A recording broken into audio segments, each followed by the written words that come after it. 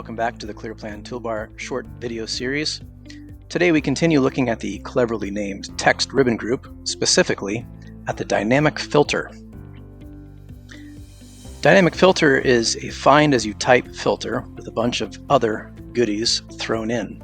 This is much faster and infinitely more fun, I might add, than using the auto filter or building a custom filter from scratch. Just start typing, and your schedule will filter for whatever you type right before your very eyes. You can find text that equals, does not equal, contains, or does not contain.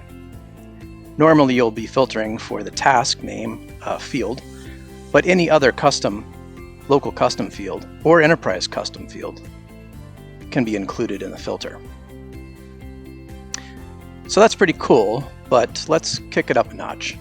When might you use this besides the ordinary day-to-day?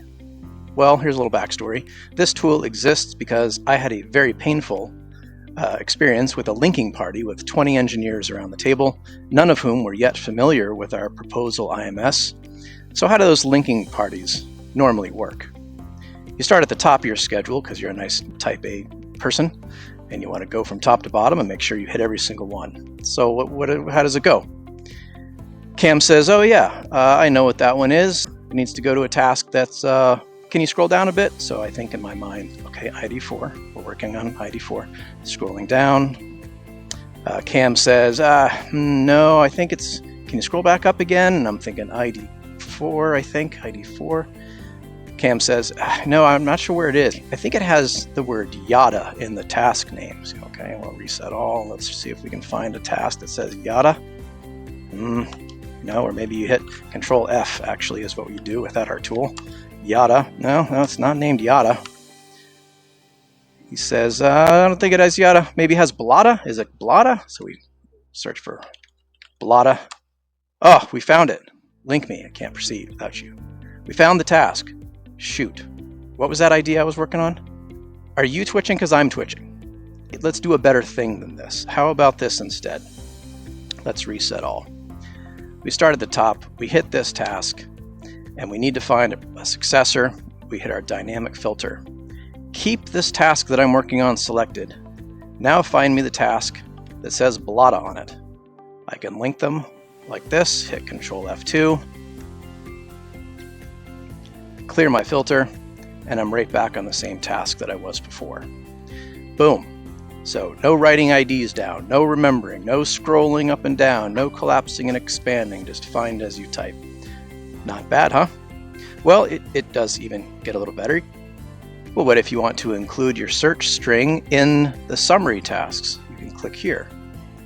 Well, then you're in front of the whole room and they say, well, wait a minute, where do these tasks actually live? I want you to filter for the word risk, but I also want to see the related summaries. Show me all the parents. Well, you can do that as well. You can also decide to only, let's see, let me jump down here. We're going to do a highlight filter and go down to 55. And now we can just highlight tasks that have our search term in it, if that's how you prefer to see it. So that's also very useful, but now let's kick it up to ludicrous speed. If you've crafted your IMS with standardized terminology, acronyms, or followed consistent task naming conventions or patterns, well, then you can turn on what we call geek mode, click this regex button, and you can search by patterns, also known as regular expressions. So let's say I want to find all of the tasks that are referring to a release version and the code and unit test. So I can hit my geek mode regular expression button, and I can type in release and then any number or series of numbers and the word code. Let's go to go. All right, so I can see release 1 code, release 2 code, release 3. Oh, you know what? I only wanted flight. I only wanted to refer to the flight code. So I can type in flight and then any character, any number of characters, but it has to include release number code. There we go. And I've searched my entire schedule for this pattern using our dynamic filter geek mode. So this feature does make use of the built-in marked column. So if you're using that for something else and you want to retain the tasks that you've already flagged, you could use our Save Marked feature over here, which we'll learn about more in future videos. So that about does it for the dynamic filter. It's a pretty handy little tool, one of my favorites. We hope that it does make your life just a little bit easier, and we hope that you stay tuned for more short videos on how to use the ClearPlan toolbar.